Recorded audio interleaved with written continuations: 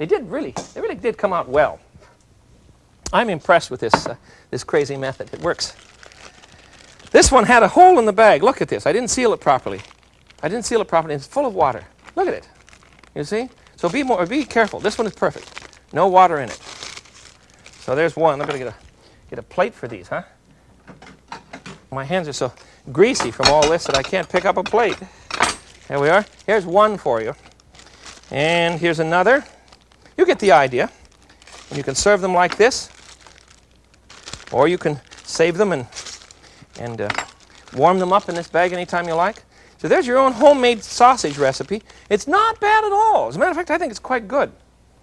Now, if you're Polish and you're sitting at home laughing at me and telling me about your grandmother's recipe, stop laughing and send me the recipe, all right? Let's get some action here. This is the best I could do today, and it's very nice. It's very good. All right, let's check out the pierogi. Heavenly stuff. I think they're done. Let's get a big platter.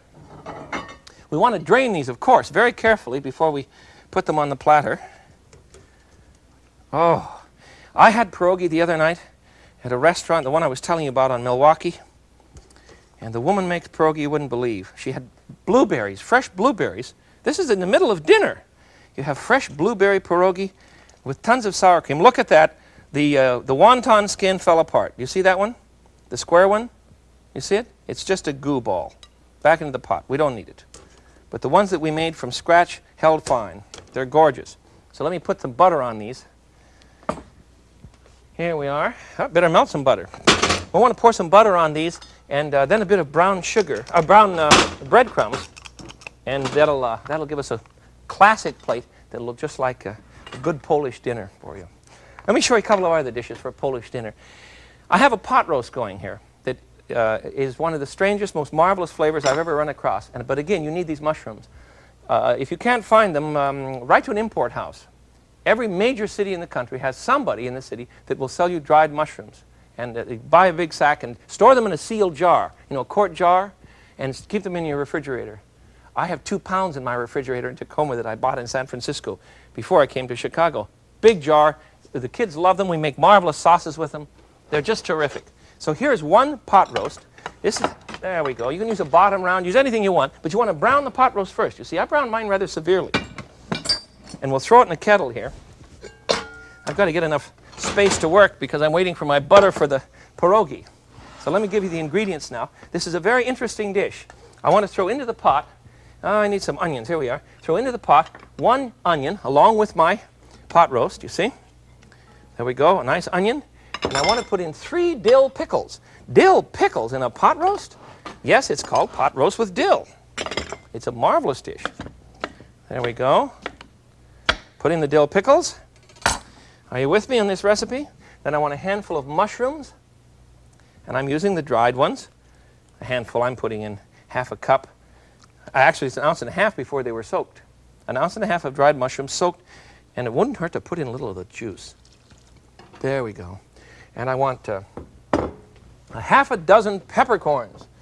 Measure it out. You have never heard me measure anything. Just put in some peppercorns, will you? And some bay leaf.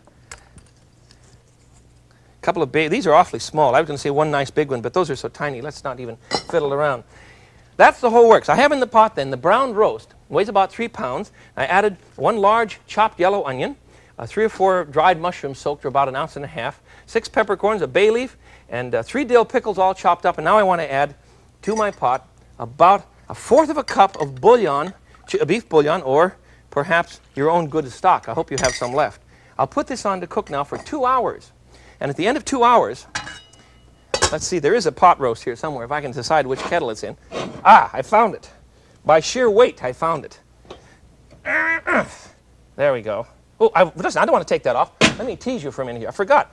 At the end of the 2 hours of cooking, I want you to put a pint, or half pint, I should say, 1 cup, a half pint of sour cream into this, and that's how we're going to make the gravy for this beautiful pot roast. And stir this in. You see, the pickles and the sour cream will now blend. Good Lord, this thing is rich. You can't believe it, it's so rich. There we are. Let's turn him over here. There we go. He's just delicious. You have a pot roast with pickles and mushroom. Gives it a most unusual flavor. And you're right. It's murder. It's so rich. But I enjoy it. Let's put that out so that you'll know. Actually, I need the room is what I need. Ah. Okay, we'll get the blend in with our sausages here. The food looking a little heavy. You haven't seen anything yet. Let me get you going on another one. It's time to put the pierogi out, too. Get the butter on these. Just put a smidgen on the top so that they don't stick. And we want some breadcrumbs to add a little color. There we go. Now remember, we have all three kinds on there. So when you serve these, you're going to have to really know which one is the sauerkraut and mushroom, because that's the best one. All right? Let someone else eat the potato and the cheese. Now you're yelling at me. So potato's your favorite. Sauerkraut's mine. It's just delicious. Finally, let's do a hunter stew. This is a strange dish, and I don't know why they call it a hunter stew, because in the old days in Poland, they used to work a week on this dish. They would just keep adding things to it, and they tell me that you're not allowed to eat this the first day. This is really not a good thing until the seventh or until the second day, you see. But I'll tell you how it's done to start with, and we can go from there, all right? Into our pot. I'm using a large, large kettle because this recipe just goes on and on and on. Into our pot, I have placed a 1/4 pound of salt pork, and I've sautéed a couple of large onions, you see? Then I want to add to that about 4 quarts of sauerkraut. There we go. 1, 2, 3, 4. Is that 4 quarts of sauerkraut? I think that's about right. All right, does that look about right to you? And we're going to thicken this whole thing. My heat isn't up high enough on this one, but the other one's hot, so it won't matter. Flour, here it is. I'm going to add a couple tablespoons of flour. Sprinkle that in carefully so that you don't get any lumps. What we want to do is thicken the broth that this is going to make, you see? I caught him. It wasn't 2. We put in 3. Oh, all right. You're watching too close. Watching too closely. There we go. Now, the other things that can go in here, of course, are up to the hunter. Depends on what he brings back. I think that's why they call it hunter stew. Either that or he comes home and he's so hungry he's going to shoot you if you don't produce something in a hurry. And my Lord, if it takes 2 days to make this thing, I don't know how the hunter lasted. So it's got to refer to the fact that he would bring home all kinds of game. And into this you can place just about anything you would like in the way of meats, but they must all be cooked ahead of time. You understand me? They're all cooked ahead of time. So I'm going to put in about 1.5 pounds of beef cut up into cubes and browned. And then we've got to add some Polish sausage, right? So we'll cut up a good chunk of Polish sausage into bite-sized nibbles. Everything's in the bite-sized chunk here. And we'll put that in the pot. And how about here's some pork that I've cooked ahead of time. And we can put this, I simmered with a little bit of a carrot and celery, you know, just a nice soup stock. Put that in the pot. And let's see, how about some ham? Isn't this a kick? And the thing just goes on and on and on. And it doesn't take long to cook, you see, if all your meats are cooked ahead of time. But in my house, I like sauerkraut cooked until it calms down. Can I use that word? I really don't like it to be terribly sharp. There we go. All right. Now, we need a chicken. I have a whole chicken cooked over here. So in he goes. And this whole, oops, there's a carrot. I cooked the carrot in the same kind of broth with a bit of, I cooked the chicken in the same kind of broth with a bit of carrot and of course, some celery leaf. There. Now, we will simmer that whole works. Let me give you the recipe again. Where's a lid for this? We'll bring that whole works to a simmer and cook him for about a half an hour until everything's hot and good, you see. And then we'll add a cup of red wine and we'll bring him to the table with class. I have one and I'll show it to you. Let me give you the whole recipe again for a bigos, a classic bigos. Remember, you can use beef, pork, rabbit, chicken, duck, ham, sausage, veal, anything that runs by the front of the cabin, you see, used to be nailed and eventually would wind up in this big pot. So we sauteed in our kettle, first of all, the pork, salt pork with some onion, a couple of nice yellow onions chopped up very coarsely. And then we added 4 pounds of sauerkraut. Did I put in some dried mushrooms? I want some of those too. Put in some dried mushrooms with your dish. And we added to our sauerkraut a couple of tablespoons of flour to give us a nice thickening.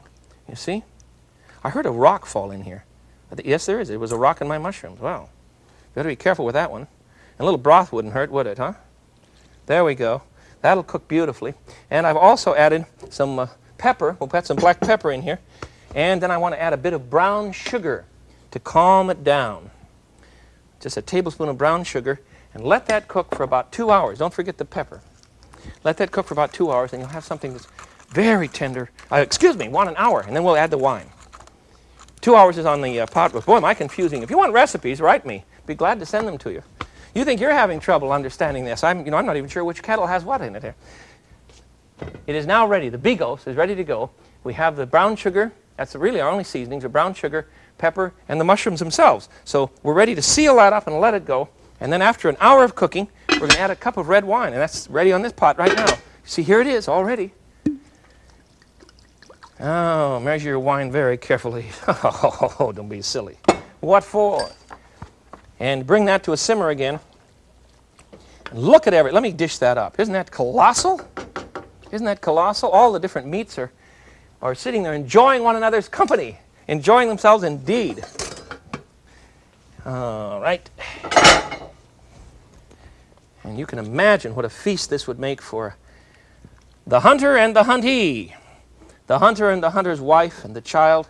This is a traditional dish in Poland.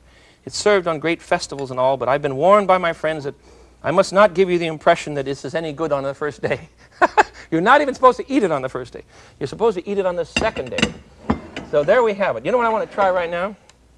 I want to try the pierogi. If you have any questions, why, I'll certainly answer them when you write for recipes. Let me taste the pierogi. That's the one that I think is going to excite me the most. I love these little creatures. Let's try one with the sauerkraut, and I'll try and... Well, here's the cheese one, too. All right, let's try it out here. Let's tell what I think. You don't want these things to be too thick. You have to roll the dough fairly thin, you see? See, the sauerkraut is just gorgeous. And mushroom. You know what? Irina, dear, these are almost as good as yours. They're almost as good as yours. Absolutely terrific food. Today we've tried to prepare, not tried, we've done it. A pot roast with dill. Easy to do, takes a long time to cook. Last half hour, remember, you had sour cream. We made our own Polish sausage and put them in a plastic seal bag. We made pierogi with 3 different fillings. Heavenly things. And finally, we centered down on a hunter's stew, a bigos from Poland, containing any meat that you can possibly get your hands on, simmered with sauerkraut, a little bit of brown sugar, and finally a classic killing with red wine. That's typical of Polish cuisine. It may look a little heavy to you, but remember, things are very, very rich. And you can spread them out over a great buffet and have a lovely time and extend meat, because you won't eat so much of a single thing, and you can enjoy the Polish table. And to all of my friends here in Chicago who are Polish, I appreciate the special care you've given me. Dziękuję. This is the Frugal Gourmet. I'm glad we could be together today. Until I see you again, I bid you peace. Bye-bye.